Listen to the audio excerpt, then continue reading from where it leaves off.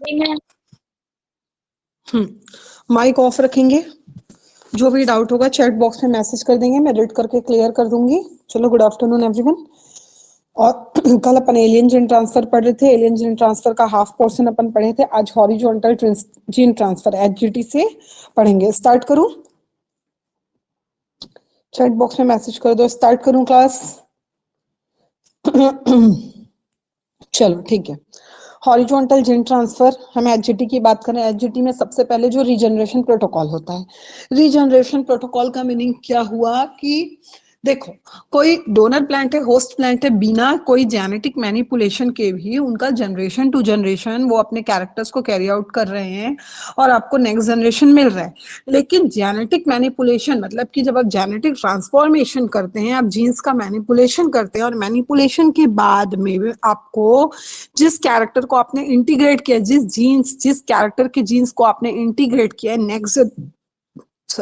Next generation में, यदि आपको वो कैरेक्टर का एक्सप्रेशन दिख रहा है तभी आपका वो एक्सपेरिमेंट सक्सेसफुल है। तो जनरेशन प्रोटोकॉल क्या हुआ कि आपने जेनेटिक इंटीग्रेशन के बाद में यदि ये देखा है कि आपने जो कैरेक्टर इंसर्ट किया है, आपको ऑर्गेनिज्म में, आपको प्लांट में वो कैरेक्टर दिख रहे हैं, अब वो इसके बाद में वो जो प्लांट है जब उसका नेक्स्ट जनरेशन बनेगा और नेक्स्ट जनरेशन में अगेन यदि आपको वो कैरेक्टर दिखाई देता है, दैट मीन्स देखो, एक ही जनरेशन की बात नहीं है कि आपने डोनर से होस्ट में डाला जीन और उसके बाद में आपको कैरेक्टर का एक्सप्रेशन दिखाई दिया, तो वो तो आपका कौन सा जनरेशन हुआ? पेरेंटल जनरेशन हुआ कि आपने डोनर से होस्ट में डाला। अब होस्ट में डालने के बाद में होस्ट में एक्सप्रेशन हो रहा है, वो पेरेंटल जनरेशन कहलाया। अब उस पेरेंट से जब न्यू प्रोजेनी बन रही है तो उस प्रोजेनी में भी क्या आपके मैनिपुलेशन वाले कैरेक्टर्स हैं? यदि कैरेक्टर है मतलब कि आपके कैरेक्टर का क्या हो रहा है? रीजनरेशन हो रहा है। क्लियर हो गया?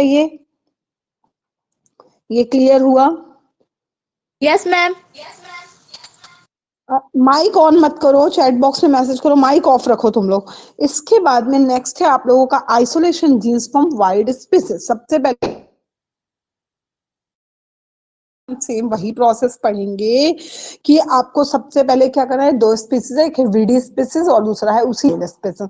तो यदि हमको जेनेटिक मैनिपुलेशन करना है तो हम किसी अदर जेनर तक क्यों जाएं? अगर हम ये देख रहे हैं कि हमारे वाइल्ड स्पीसीज में भी इम्प्रूव्ड कैरेक्टर हैं, तो आप उस इम्प्रूव्ड कैरेक्टर वाले जीन्स को सबसे पहले आइडेंटिफाई करिए, आइसोलेट करिए और आइसोलेशन करने के बाद में उस जीन्स के आइसोलेशन के बाद में उस जीन्स को आप क्या करिए, अपने वीडी क्रॉप्स में इंटीग्रेट करो, उसका इंट्रोग्रेशन मतलब कि उसको उसमें समाहित कराओ और समाहित कराने के बाद में हमें ये देखना है कि वो जो एलियन जीन्स है, वो जो फॉरेन जीन्स है, उनका एक्सप्रेशन हो रहा है या नहीं हो रहा है। एक्सप्रेशन ऑफ एलियन जीन्स मतलब कि जैसे ही हमने डोनर का वाइल्ड स्पीसीज का आइसोलेटेड जीन अपने वीडी स्पीसीज पे इंट्रोग्रेट कराया है, इंट्रोग्रेट कराने के बाद में उसमें रेप्लिकेशन एंड जीन एक्सप्रेशन की प्रोसेस होती है। तो एक्सप्रेशन में हमको अगेन फिर से सीक्वेंसिंग के मेथड के थ्रू ये देखना है कि हमारा जो एलियन जीन है, क्या उस जीन्स का एक्सप्रेशन हमारे होस्ट प्लांट में हो रहा है या नहीं हो रहा है। ये कहलाया आपका एक्सप्रेशन ऑफ एलियन जीन्स।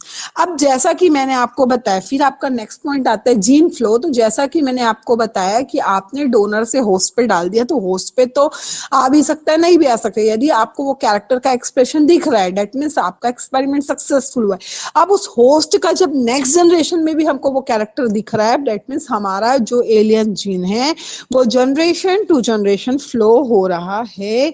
ये आपका कहलाया जीन फ्लो। क्लियर हुआ यहां तक? यहां तक क्लियर हुआ? इसके बाद में यहाँ से हम कुछ न्यू अप्रोचेस के बारे में बात कर लेते हैं कि एलियन जीन ट्रांसफर के लिए हम और कौन कौन से अप्रोचेस यूज कर सकते हैं। सबसे पहला आपका जो है इंट्रोग्रेशन ऑफ एक्सोटिक जर्म प्लाज्मा। ठीक है, हम इसमें क्या कर सकते हैं? सबसे पहले जब आप क्या कर रहे हैं, जर्म प्लाज्मा, जो फॉरेन जर्म प्लाज्मा है उसको आप इंट्रोग्रेट कर रहे हैं आपके होस्ट जर्म प्लाज्मा में, तो सबसे पहले आपको क्या करना पड़ेगा, उस पार्टिकुलर जो भी आप जिस भी डोनर का जीन ले रहे हैं उस जीन डोनर का जो जर्म प्लाज्मा है उसका complete quantitative and qualitative analysis आप करेंगे। उसके हर क्रोमोसोमल सेगमेंट का जो आइसोजेनिक लाइंस है आप उसके बारे में क्या करेंगे, सीक्वेंसिंग करेंगे। उसमें कौन कौन से मॉलिक्यूलर मार्कर्स को आप यूज कर सकते हैं इसका आप एक लिस्ट बनाएंगे। इसके बाद में उसमें आपका जीनोटाइप ऑफ इंटरेस्ट कौन कौन सा है, ऐसे कौन कौन से जेनेटिक कैरेक्टर को कैरी करने वाले जीन्स हैं जिनको आप होस्ट में डालना चाहते हैं, आप वो डिसाइड करेंगे। और इन सारी चीजों को का डिसीजन लेने के बाद में आप ये इंट्रोग्रेशन का एक प्रोटोकॉल तैयार करेंगे। अब ये प्रोटोकॉल जो हो सकता है वो काफी सारी तरीकों से हो सकता है। जनरेटेड लाइन जो होता है उसको हम इंट्रोग्रेशन लाइंस भी कह सकते हैं कि आपने जितने भी कैरेक्टर को आइडेंटिफाइड करके आइसोलेट करके रखा है उसको आप क्या करें, होस्ट के डीएनए में अलग अलग सीक्वेंस में आपको कहाँ कहाँ इंसर्ट कराना है उसका एक आप ढांचा जिसको हम कह सकते हैं एक स्केलेटन आपको तैयार करना है। या फिर आप इसमें back cross recombinant inbred lines इस मेथड के थ्रू हम इंट्रोग्रेट कर सकते हैं।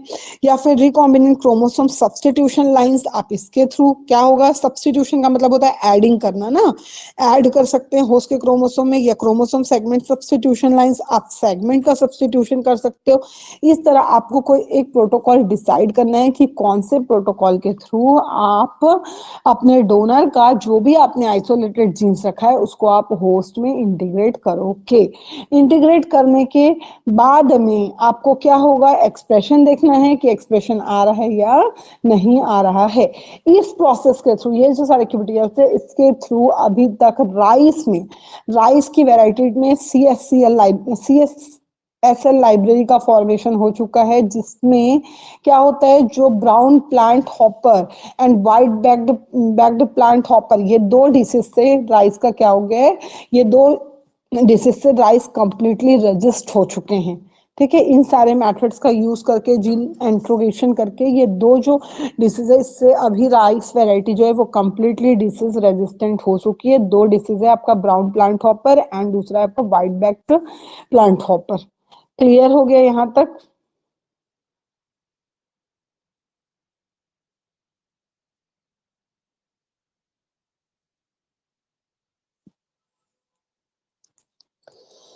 इसके बाद में आपका नेक्स्ट है जो मैंने आपको बताया कि इसमें हम एडवांस बैक क्रॉस एनालिसिस भी कर सकते हैं। एडवांस बैक क्रॉस एनालिसिस को शॉर्ट फॉर्म में ABQTL कहा जाता है। कैपिटल लेटर में लिखेंगे AB-QTL, AB-QTL एनालिसिस कहा जाता है, एडवांस बैक क्रॉस एनालिसिस।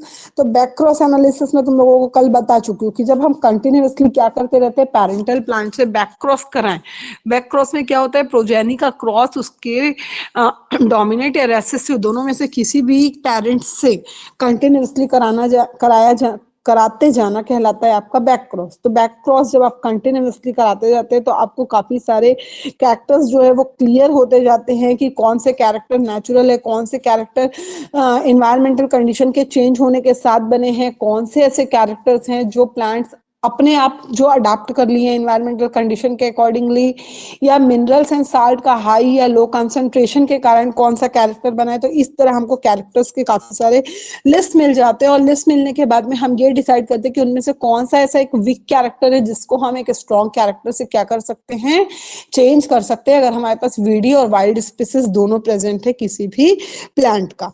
फिर होता है आपका एसोसिएशन जेनेटिक्स कि जब आपने डोनर से का कोई जेनेटिक मटेरियल होस्ट के साथ में एसोसिएट कर दिया है और एसोसिएशन के बाद में आपको ये देखना है कि F1 जनरेशन में तो आपको वो कैरेक्टर्स दिखाई दे रहे हैं जो आपने मैनिपुलेट करके बनाया है, लेकिन क्या आपको F2 जनरेशन की लाइंस में भी वो कैरेक्टर दिखाई दे रहे हैं तो वो आपका कहलाता है रिकॉम्बिनेंट इनब्रिड लाइंस।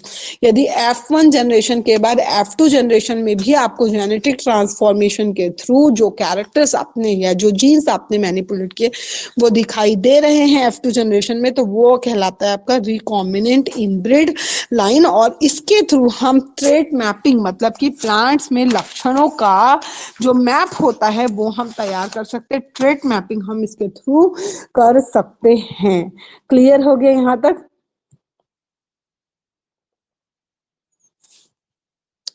ये जो एसोसिएशन होता है, जीन्स का एसोसिएशन, जिसके थ्रू मैंने अभी आपको कहा कि हम ट्रेट मैपिंग तैयार कर सकते हैं, लक्षणों का मैप तैयार कर सकते हैं, तो ये जो एसोसिएशन मैपिंग होती है वो ट्रेडिशनल लिंकेज मैपिंग से ज़्यादा एडवांटेजियस होती है, इसका ज़्यादा महत्व है।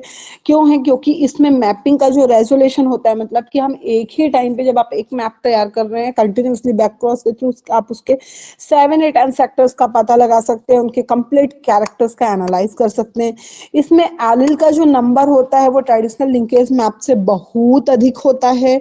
और दूसरा कि ये जो होता है इसमें टाइम जो है वो ट्रेडिशनल लिंकेज मैपिंग से बहुत कम लगता है, आपके रिसर्च का टाइम उतना अधिक नहीं लगता इसमें जितना कि लिंकेज मैपिंग में लगता है। तो ये कुछ इंपॉर्टेंट बेनिफिट्स है एसोसिएशन मैपिंग के। क्लियर हो गए यहाँ तक?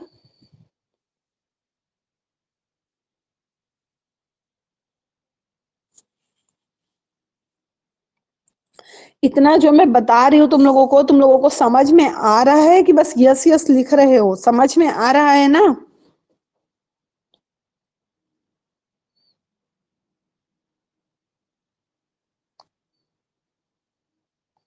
समझ में आ रहा है कि नहीं टॉपिक आप लोगों को? चलो, इसके बाद में इसी में कुछ और न्यू अप्रोचेस की हम बात करते हैं। फर्स्ट अप्रोच उसमें है आपका मल्टी, ध्यान से सुनना, multi parent advance generation inter cross. Multi parent advance generation inter cross population. Multi parent आपको बोलने से समझ में आ रहा होगा, एक से अधिक parental species. Advance generation intercross, intercross का मतलब क्या होता है? इंट्रा का मतलब होता है एक ही स्पीसीज के दो ऑर्गेनिज्म के बीच में जब हम आर्टिफिशियली क्रॉस कराते हैं तो वो इंट्रा कहलाता है। इंटरक्रॉस जब हम क्या करते हैं, अलग अलग स्पीसीज के दो पेरेंटल प्लांट्स के बीच में जब हम क्रॉस कराते हैं तो वो मल्टी पेरेंटल क्रॉस या इंटरक्रॉस कहलाता है। मीनिंग समझ में आया इस टॉपिक का? Multi parent advance generation inter cross, इसको शॉर्ट फॉर्म में मैजिक कहते हैं। कैपिटल लेटर में मैजिक, MAGIC। मल्टी पेरेंट का M, एडवांस का A, जनरेशन का G, इंटर का I, क्रॉस का C, magic. Multi parent advance generation inter cross population. Multi parent, यहाँ पे multi parent advance generation inter cross का meaning क्या हुआ? इंटर क्रॉस जब जो डिफरेंट स्पीसीज के प्लांट्स के बीच में क्रॉस कराया जाता है तो वो इंटर क्रॉस कहलाता है, जबकि एक ही स्पीसीज के दो प्लांट्स के बीच में जब क्रॉस होता है तो वो इंट्रा क्रॉस कहलाता है। यहाँ पे हम इंटर क्रॉस की बात कर रहे हैं। मल्टी पेरेंट, एक से अधिक पेरेंट्स की हम यहाँ पे बात कर रहे हैं, इसलिए इसका नाम है multi parent advance generation inter cross population, जिसको शॉर्ट फॉर्म में कहा जाता है मैजिक। क्लियर हुआ यहाँ तक?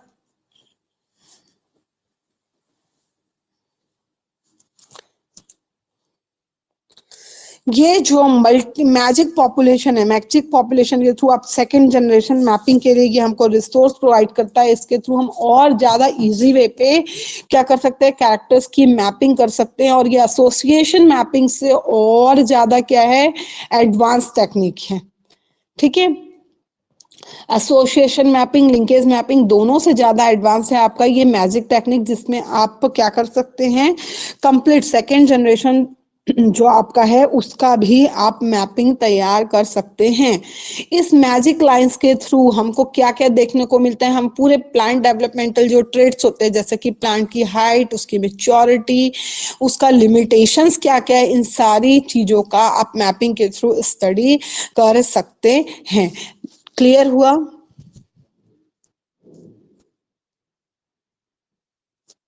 क्लियर हुआ यहाँ तक? इसके बाद में है आपका next point, next generation sequencing. Next generation sequencing technologies, next generation sequencing को शॉर्ट फॉर्म में NGS कहा जाता है। कैपिटल लेटर में NGS, नेक्स्ट का N, जनरेशन का G, सिक्वेंसिंग का S, NGS next generation sequencing technologies. इसके अंदर हम काफी सारे क्लासिकल मॉलिक्यूलर मार्कर्स का यूज करते हैं प्लांट ब्रीडिंग टेक्निक के स्टडी के लिए। उसमें फर्स्ट है आपका RFLP, restriction fragment length polymorphism, RAPDS, random amplified polymorphic DNA, AFLPS, amplified fragment length polymorphism, SSRS, इन सारी चीजों का यूज हम इसमें करते हैं। इसके अलावा इसमें SNP मार्कर सिस्टम का यूज होता है सिंगल बेस लेवल पे। सिंगल बेस लेवल का मतलब समझ रहे हो, मैं एडेनिन, थाइमिन या साइटोसिन, ग्वानिन, मतलब एक सिंगल बेस पेयर की बात कर रही हूँ। तो इस तरह के बेस पेयर की स्टडी के लिए यहाँ पे S&P marker, next generation sequencing में एसएनपी मार्कर का यूज किया जाता है। ये टेक्निक बहुत ज्यादा हाई कॉस्ट वाली है, मतलब बहुत ज्यादा एक्सपेंसिव टेक्निक है, और इस टेक्निक के थ्रू हम जीन्स का सिक्वेंसिंग कर सकते हैं, ट्रांसक्रिप्टोम्स का सिक्वेंसिंग कर सकते हैं, जीनोम्स के एक एक पार्ट का सिक्वेंसिंग इसके थ्रू हम कर सकते हैं। और ये एक बहुत बड़ा सिक्वेंसिंग प्लेटफॉर्म है जिसमें हम क्या कर सकते हैं, अलग अलग जीन सीक्वेंस के अलग अलग पार्ट्स की भी आप क्या कर सकते हो, मैपिंग या सिक्वेंसिंग कर सकते हो। और इसमें जीनोम सीक्वेंसिंग के 3 इंपॉर्टेंट मेथड है। पहला मेथड है आपका एफएलएक्स रोच 454, दूसरा है आपका अप्लाइड बायोसिस्टम सॉलिड, एंड तीसरा है एलुमिना जीनोम एनालाइजर। ये तीनों किट है एनजीएस सीक्वेंसिंग के, 3 इंपॉर्टेंट किट है। फर्स्ट है आपका जीनोम सीक्वेंसर एफएलएक्स रोच 454, दूसरा है अप्लाइड बायोसिस्टम सॉलिड, एंड तीसरा है आपका एलुमिना जीनोम एनालाइजर। इन तीनों जो टेक्निक है आपकी, ठीक है, ये तीनों जो टेक्निक है एनजीएस सीक्वेंसिंग, इनमें से सबसे बेस्ट टेक्निक या best sequencing method FLX Roche 554 है as compare to applied biosystem solid and Illumina genome analyser. इन दोनों से ज्यादा बेटर है आपका कौन सा टेक्निक्स, एफएलएक्स रोच 454। क्लियर हो गया यहाँ तक सबको? यहाँ तक क्लियर हुआ?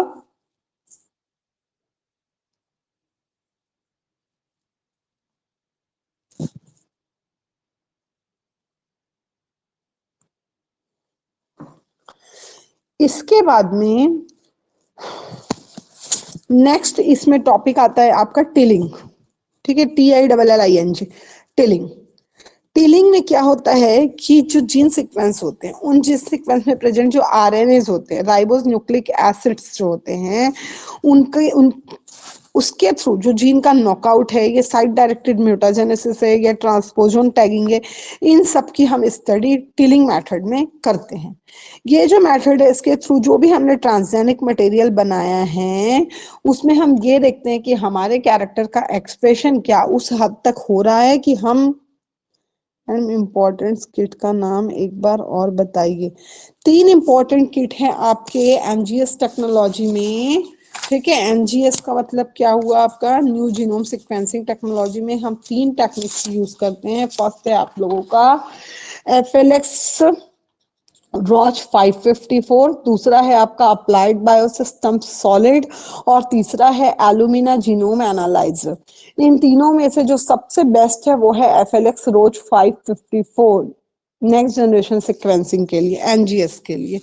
क्लियर हो गया ज्योति? आगे बताऊं?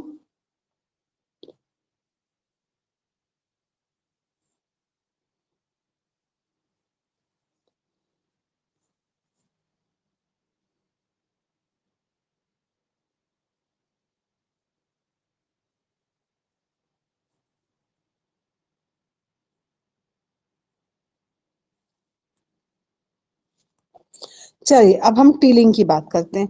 टिलिंग में मैंने आपको बताया कि डीएनए में प्रेजेंट जो आरएनएस होते हैं, जैसे कि राइबोस न्यूक्लिक एसिड्स के थ्रू हम ये देखते हैं कि उस जीनोम सीक्वेंस में gene knockout, site directed mutagenesis, ट्रांसपोजोन tagging, ये सारी प्रोसेस, ठीक है, किस तरीके से हो रही है, कौन से आरएनए उसके लिए रिस्पॉन्सिबल है, इन सारी चीजों का हम स्टडी जो है वो टिलिंग मेथड के थ्रू कर सकते हैं।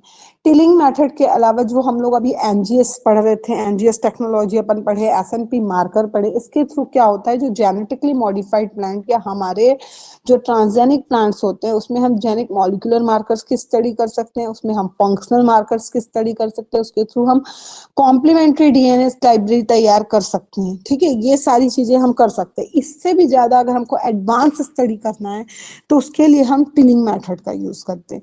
टिलिंग मेथड का जो फुल फॉर्म होता है वो होता है targeting induced local lesions in genomes. Targeting induced local lesions in genome, tilling, targeting का टी, इंड्यूस्ड का आई, लोकल का एल, लेसन्स का एल, इन का आई, ठीक है, इन का आई और एन, जीनोमिक्स का जी।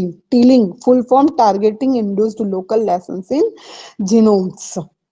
अब यहाँ पे देखो क्या बोल रहा है, targeting induce local lesions in genomes. Local lesions की यहाँ पे बात किया है, मतलब कि एक ही स्पीसीज के दो प्लांट्स की हम बात कर रहे हैं। एक स्पीसीज के दो प्लांट्स है, एक में ज्यादा इंप्रूव्ड कैरेक्टर है, एक में उससे कम इंप्रूव्ड है। तो जिसका उसका जीन हमको क्या ले करना है, क्योंकि वो अपना जेनेटिक मटेरियल दे रहा है जिसमें आप इंसर्ट करा रहे, वो हो गया आपका होस्ट। जीनोमिक्स इंसर्जन के बाद या जेनेटिक इंट्रोग्रेशन के बाद में हमको ये देखना है कि क्या नेक्स्ट जनरेशन में अगेन वो चीजें हो रही है, या मतलब वो कैरेक्टर का एक्सप्रेशन हो रहा है या नहीं हो रहा है। बट ये प्रोसेस वर्क कैसे करता है, टीलिंग जो है वर्क कैसे करता है, तो सबसे पहले आपको क्या करना है, डोनर का डीएनए सीक्वेंस डिसाइड करना है कि ये सीक्वेंस है जिसको मैं होस्ट में इंसर्ट कराना चाहती हूँ। होस्ट में इंसर्ट कराने के पहले होस्ट का कुछ सीक्वेंस आपको हटाना पड़ेगा, और हटाने के बाद में डोनर के सीक्वेंस को वहां पर ऐड करना पड़ेगा। ऐड जो होता है, वो ऐड का प्रोसेस ये होता है कि जैसे ही आप डोनर का डीएनए सीक्वेंस होस्ट में इंसर्ट कराते हैं, होस्ट में म्यूटेशन, पॉइंट म्यूटेशन कॉज होता है, इसके जीन्स में पॉइंट म्यूटेशन कॉज होता है, और उसी पॉइंट म्यूटेशन के थ्रू जो पॉपुलेशन या इंडिविजुअल्स बनते हैं वो फिजिकली या केमिकली म्यूटाजेनाइज्ड पॉपुलेशन होते हैं। क्लियर हो गया? और ये भी एक कॉस्ट इफेक्टिव टेक्निक, बहुत ज्यादा एक्सपेंसिव टेक्निक है। क्लियर हुआ टिलिंग? टिलिंग की क्लियर हुआ आप लोगों को?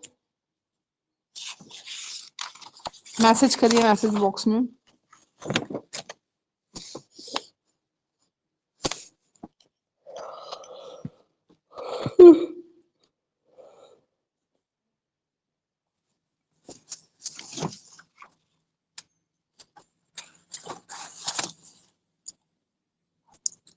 अब टीलिंग प्रोसेस के थ्रू जब आपने जेनेटिक इंट्रोग्रेशन, ठीक है, जीन्स का इंट्रोग्रेशन कर दिया है, और इंट्रोग्रेशन करने के बाद में अगर आपको एक्सप्रेशन से पहले ये देखना है कि आपने जो जेनेटिक ट्रांसफॉर्मेशन किया है, वीना क्या बताना है, एक बार और टॉपिक लिखो।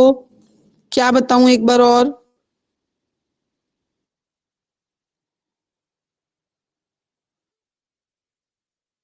बताना है एक बार और। टीलिंग। टीलिंग का फुल फॉर्म क्या होता है आप लोगों का?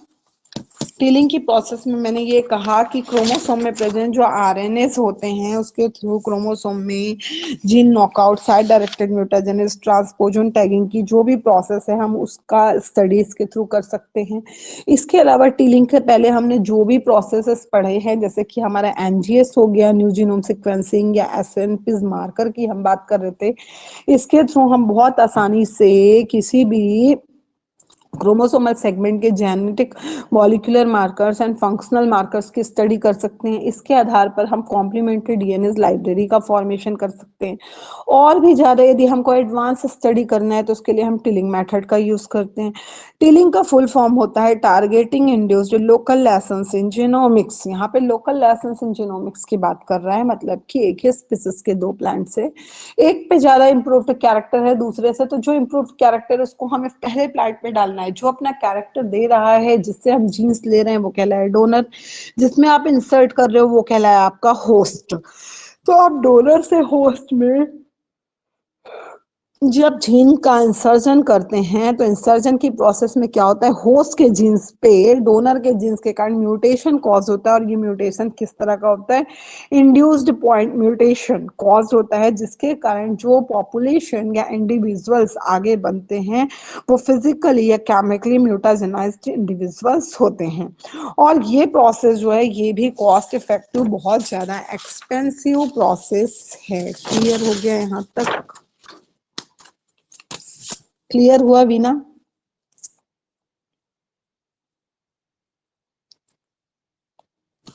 वीना क्लियर हुआ? चलो, इसके बाद में टिलिंग एंटिक्विटी की हम बात करते हैं। एंटिक्विटी में हम ये देखते हैं कि जो टिलिंग का प्रोसेस है, टिलिंग की प्रोसेस के थ्रू यदि हमको एक्सप्रेशन से, जीन एक्सप्रेशन से पहले हमें ये देखना है कि हमने टिलिंग की प्रोसेस के थ्रू जो भी जेनेटिक ट्रांसफॉर्मेशन किया है उन कैरेक्टर्स का एक्सप्रेशन हो रहा है या नहीं हो रहा है। उसको हमको कब देखना है? एक्सप्रेशन के पहले, मतलब कि जब तक वो कैरेक्टर विजिबल हो रहे, प्लांटलेट बन रहा है, उसके पहले ही यदि हमें ये देखना है तो हम DHLPC का भी यूज कर सकते हैं, मतलब denaturing high performance liquid chromatography का आप यूज कर सकते हो, जिसके थ्रू आप क्रोमेटोग्राफिक वेरिएशंस या फिर म्यूटेंट्स का स्टडी आप कर सकते हो कि आपने टिलिंग के प्रोसेस में जो भी जेनेटिक ट्रांसफॉर्मेशन किया है आपको प्लांट्स में, उसका एक्सप्रेशन, उन कैरेक्टर्स का, उन जीन्स का एक्सप्रेशन होगा या नहीं होगा। ठीक है, क्लियर हुआ ये अभी आपको?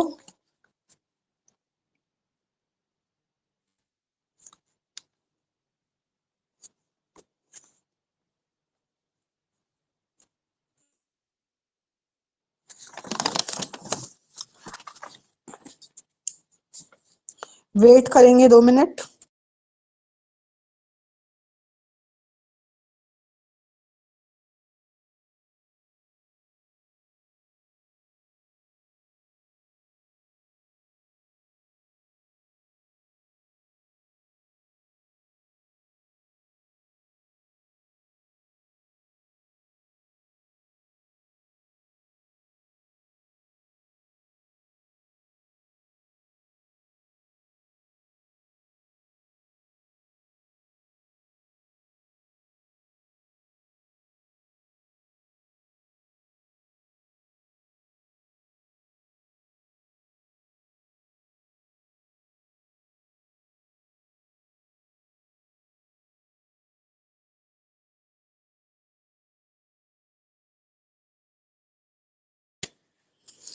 चलो, ये आया समझ में आप लोगों को?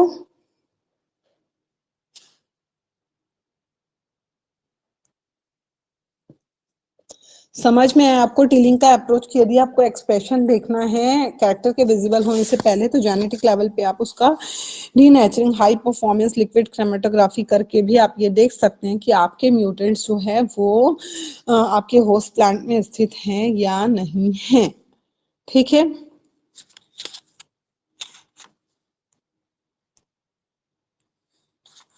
इसके बाद में टीलिंग से थोड़ा और ज्यादा जो डेवलप्ड अप्रोच है वो आपका कहलाता है इको टीलिंग। टीलिंग से थोड़ा सा और ज्यादा क्या है, ये डेवलप्ड अप्रोच है जिसे हम कहते हैं इको टीलिंग। इको का मतलब एक्सटेंशन, इको टीलिंग। टीलिंग से थोड़ा सा और ज्यादा क्या है, ये टीलिंग से थोड़ा सा और ज्यादा एडवांस है। इसमें क्या होता है, जो आपके ऑलरेडी कैरेक्टर्स होस्ट में प्रेजेंट हैं, तो उसके पुटेटिव जनरेशन, पुटेटिव जनरेशन का मतलब होता है कि अब मैंडलिज्म में आप आ जाओ कि यदि कुछ जनरेशन तक कोई कैरेक्टर नहीं एक्सप्रेस हो रहे हैं और एकदम से कोई कैरेक्टर एक्सप्रेस होने लगा, तब आप क्या करेंगे, उसका हैप्लोटाइपिंग मेथड आपको यूज करना पड़ेगा। इको टीलिंग एक हैप्लो टाइपिंग मेथड है। इसमें हम एक टाइम पे एक ही जीन ऑफ इंटरेस्ट का क्या कर सकते हैं, स्टडी कर सकते हैं। एक साथ आप पूरे जेनेटिक लेवल का या पूरे के पूरे जीन्स की स्टडी आप नहीं कर सकते। एक टाइम पे आप सिर्फ एक जीन ऑफ इंटरेस्ट का आप इसमें स्क्रीनिंग कर सकते हो, क्योंकि ये एक हैप्लो टाइपिंग मेथड है। जैसा कि मैंने आपको बताया था कि कंटिन्यूअसली कुछ जनरेशन तक कैरेक्टर्स आ रहे हैं और एकदम से किसी जनरेशन में कोई न्यू कैरेक्टर आ गए जो कि उसके पेरेंट में आपको देखने को नहीं मिलता, लेकिन उसके किसी ना किसी एंसेक्टर्स में वो कैरेक्टर कभी ना कभी रहा होगा। तो इस तरह की स्टडी के लिए हम इको टिलिंग मेथड का यूज करते हैं। और इको टिलिंग मेथड जो है एक हैप्लोटाइपिंग मेथड है जिसमें हम एक टाइम पे ओनली एक जीन ऑफ इंटरेस्ट की स्क्रीनिंग कर सकते हैं। क्लियर हुआ यहाँ तक? इसके थ्रू हम सेल्फ मल्टीपल पॉलीमॉर्फिज्म की स्टडी कर सकते हैं, लेकिन सिंगल जीन में, सिंगल जीन ऑफ इंटरेस्ट में आप मल्टीपल पॉलीमॉर्फिज्म की स्टडी कर सकते हो। इसके थ्रू आप प्लांट जर्मोप्लाज्म की स्टडी करते हो SNPS मेथड के थ्रू, और इसी के द्वारा एराबिडियोप्सिस थैलिसियाना के, अगर आपको पता होगा तो अभी तक टोटल 2008 तक की स्थिति में 1001 genome project, plant genome projects बन चुके हैं। और वो पूरे के पूरे 1001 प्लांट जीनोम प्रोजेक्ट्स जो बने हैं वो एराबिडियोप्सिस के ही अलग अलग जेनरा के बने हैं। तो ये जो ह्यूमन जीनोम प्रोजेक्ट है उसमें ये वाला जो अप्रोच है इको टिलिंग का अप्रोच बहुत ज्यादा इस पे इस्तेमाल किया गया है अराबिडोप्सिस की स्टडी के लिए। आ गया समझ में। इसके अलावा इसमें जो प्रोसेस यूज होता है SNPS मार्कर यहाँ पे यूज होता है। एक और टेक्निक है इसके लिए हिंडल्स, और तीसरी टेक्निक है माइक्रो सैटेलाइट रिपीट पॉलीमॉर्फिज्म। इन 3 टेक्निक का यूज करके इको टेलिंग को कंप्लीटली आप स्टडी, इको टेलिंग के थ्रू आप किसी भी जीन ऑफ इंटरेस्ट का कंप्लीट स्क्रीनिंग या स्टडी आप कर सकते हैं। क्लियर हो गया।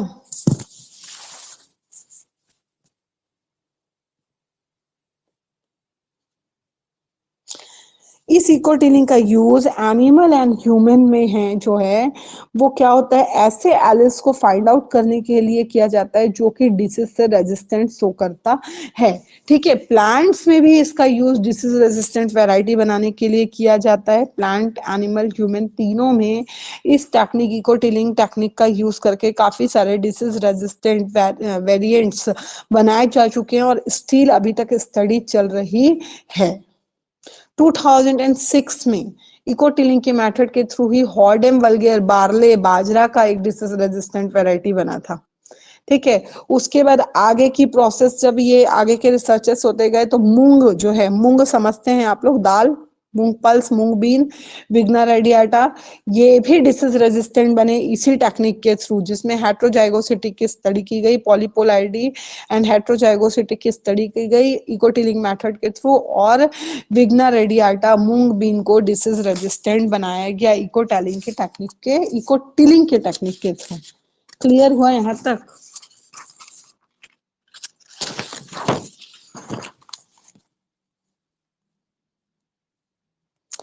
इसके बाद में नेक्स्ट पॉइंट है आपका role of molecular markers in alien gene introgression. Alien gene introgression में मॉलिक्यूलर मार्कर्स का क्या रोल है?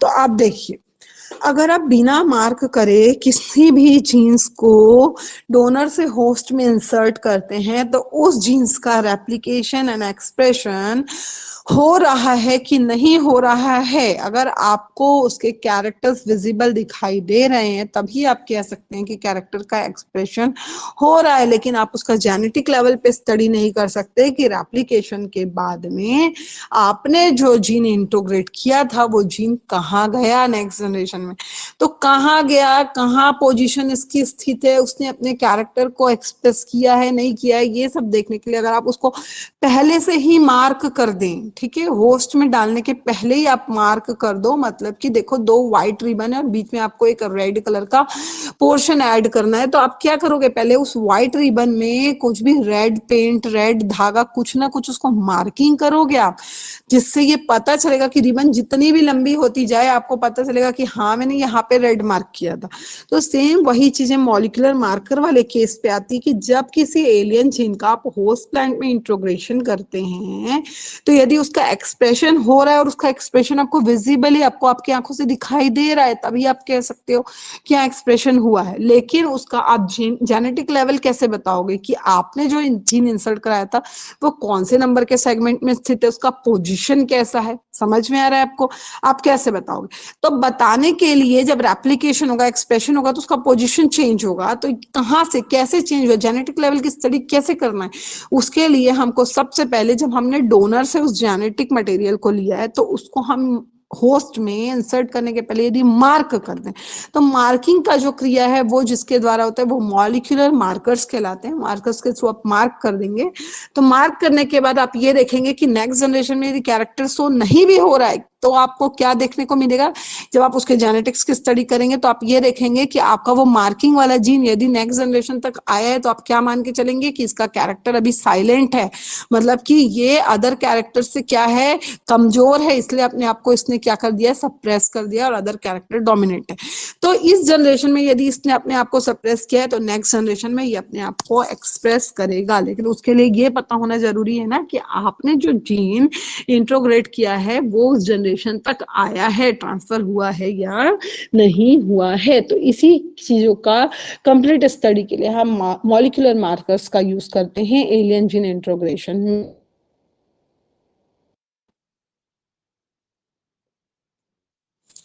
यहां तक क्लियर हुआ?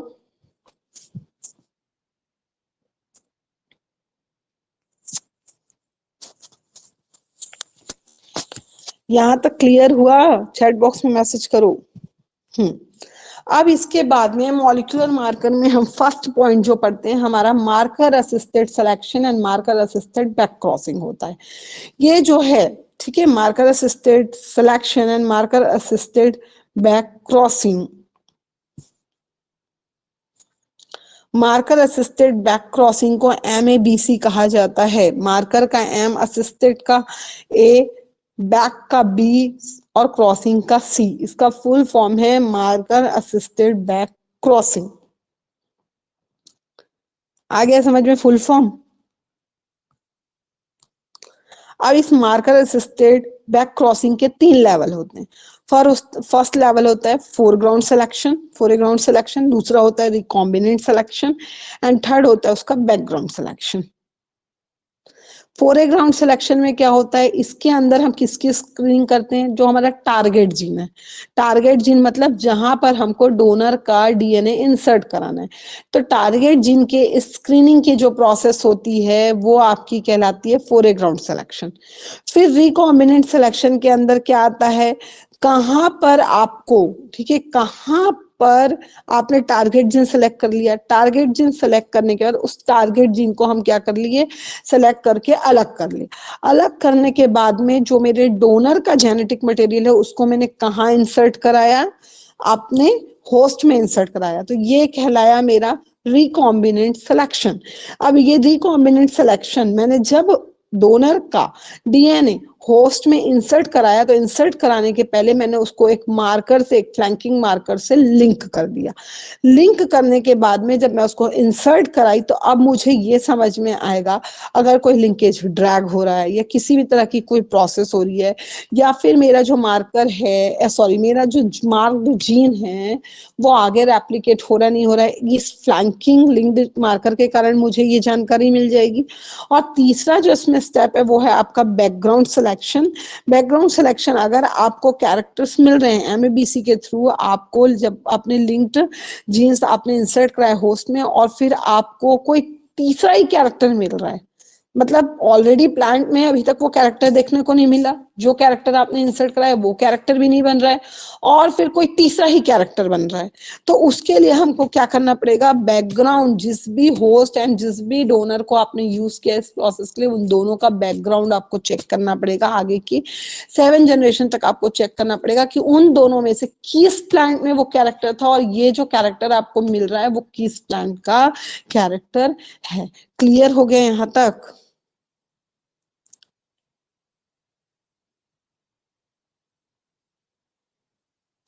यहां तक क्लियर हुआ?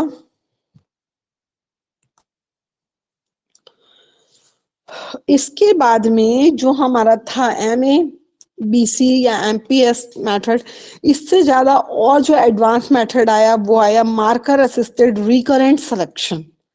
मार्कर असिस्टेड रिकरेंट सिलेक्शन, ये भी एक मार्कर बेस्ड सिलेक्शन है जिसमें अगेन आपके 3 स्टेप्स यूज होते हैं। सबसे पहले F2 जनरेशन का क्या करते हैं, हम आइडेंटिफिकेशन करते हैं, जो कि हमारा कौन सा एलील कंटेन किया हुआ है, जिसको हम जेनेटिक ट्रांसफॉर्मेशन के थ्रू डोनर से होस्ट में डाले हैं। उसके बाद में उस F2 जनरेशन में हमको वो सारी प्रोजेनी सेलेक्ट करना है जो कि न्यू रिकॉम्बिनेशन वाली है, ठीक है, जो कि न्यू रिकॉम्बिनेशन वाली है। उसके बाद उस न्यू रिकॉम्बिनेशन वाली जो प्रोजेनी है उसी के साइकिल्स को हमको क्या कराते जाना है, रिपीट कराते जाना है। और ये मार्कर असिस्टेड रिकरेंट सिलेक्शन को शॉर्ट फॉर्म में कहते हैं मार्स, MARS, मार्स। मार्कर का M, असिस्टेड का A, रिकरेंट का R, सिलेक्शन का S, marker assistant recurrent selection, री का मतलब होता है रिवर्स। तो इस प्रोसेस में 3 स्टेप होते हैं। सबसे पहले F2 प्रोजेनी का आइडेंटिफिकेशन करना है, ऐसे F2 प्रोजेनी जिसमें हमारे जेनेटिक ट्रांसफॉर्मेशन वाले जीन उपस्थित हैं। उसके बाद में ऐसे रिकॉम्बिनेशन का सिलेक्शन, ऐसे प्रोजेनिस का सिलेक्शन करना जिसमें ये न्यू रिकॉम्बिनेशन वाले जीन्स के कैरेक्टर हैं, और उसके बाद थर्ड स्टेप में सिर्फ उन्हीं रिकॉम्बिनेंट प्रोजेनिस के साइकिल्स को कंटिन्यू चलाते जाना है, जिससे आपको क्या मिल जाएगा, फिर से आपको प्योर लाइन मिल जाएगी आपकी जेनेटिक ट्रांसफॉर्मेशन की। आ गया समझ में? इसके बाद में इससे ज्यादा और एक एडवांस टेक्निक है जिसे हम जीनोम वाइड सिलेक्शंस कहते हैं, जो कि MABC, मैजिक, मार्स इन सब से और ज्यादा एडवांस है जीनोम वाइड सिलेक्शन, जिसको शॉर्ट फॉर्म में GWS कहते हैं। जीनोम का G, वाइड का W, S सिलेक्शन का S, जीनोम वाइड सिलेक्शन। इसके द्वारा हम एलिल्स का, ठीक है, माइनर से माइनर पोर्शन का हम स्क्रीनिंग कर सकते हैं और उसको पिरामिड्स के फॉर्म में, ठीक है, मार्क करके इन जीनोम्स को हम मार्क करके उसका पिरामिड्स के फॉर्म में ग्राफिकल रिप्रेजेंटेशन दे सकते हैं, जिससे हमें जो भी हमारा इंडिविजुअल है जो कि ब्रीडिंग टेक्निक के थ्रू बना है उसके कंप्लीट जीनोटाइप एंड फिनोटाइप का एक मैप मिलता है। जीनोम वाइड सिलेक्शन GWS, ये मैजिक, मार्स, MABC इससे भी और ज्यादा एडवांस टेक्निक है। इस टेक्निक में हम क्या करते हैं, मार्कर डेटा का यूज करके, ठीक है, ये मार्कर लोकाई या आप उसको हैप्लोटाइप्स भी कह सकते हैं, इस तरह के मार्कर का यूज करके आप जीनोम के एक स्मॉल से स्मॉल पोर्शन का कंप्लीट स्टडी या स्क्रीनिंग कर सकते हैं और इसका लास्ट में आप क्या कर सकते हैं, ग्राफिकल या पिरामिडल फॉर्म में आप इसका रिप्रेजेंटेशन देते हैं, जिसमें इसमें उपस्थित ऑर्गेनिज्म में उपस्थित हर एक जीन्स का फिनोटाइपिक एंड जीनोटाइपिक डेटा हमको मिलता है और उसके आधार पर आप ये बता सकते हैं कि उस प्लांट की ब्रीडिंग वैल्यू कितनी है। आ गया समझ में? यहाँ पे तुम लोगों का ये topic alien gene transfer complete होता है। आ गया सबको समझ में?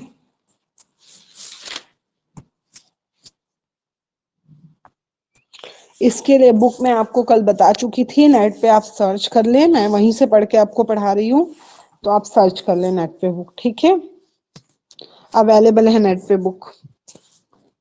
कैमरा ऑन कर लेंगे सब लोग, स्क्रीनशॉट लेना है मुझे।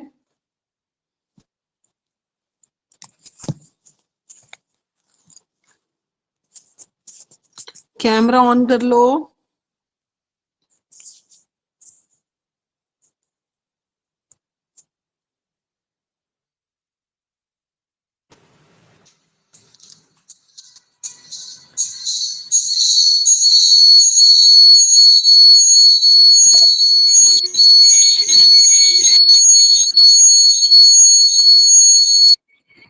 डिस्कनेक्ट